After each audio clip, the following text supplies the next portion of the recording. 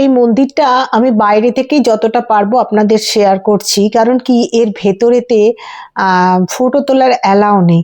আমি ওই বাইরে থেকে কিছুটা দৃশ্য শেয়ার করে দিচ্ছি আপনাদের সঙ্গে। দেখুন খুবই সুন্দর মন্দিরটা, আর খুব বিশাল বড় একটা মন্দির।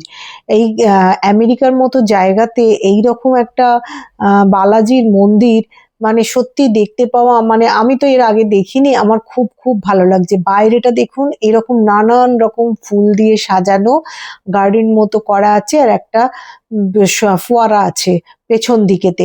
এখানে সবাই যে যার মতো সেলফি তুলছে, ছবি তুলছে।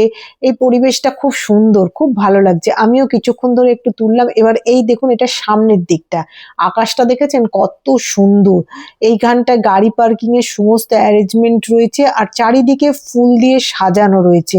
আমরা আস্তে আস্তে আস্তে আস্তে মন্দিরের ভেতরে যাব, কিন্তু আমি প্রথমে জানতাম না যে মন্দিরের ভেতরে ছবি তোলা অ্যালাউ নেই।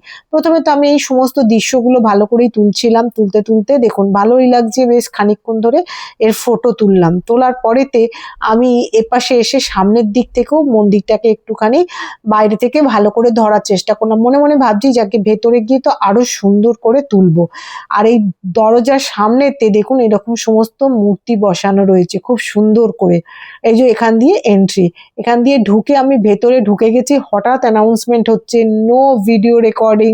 এই অবধি আপনাদের সঙ্গে শেয়ার করলাম, আর আমি ভিডিও করতেও পারিনি, তুলতেও পারিনি, কারণ এর মধ্যে ভিডিও করা অ্যালাউ ছিল না।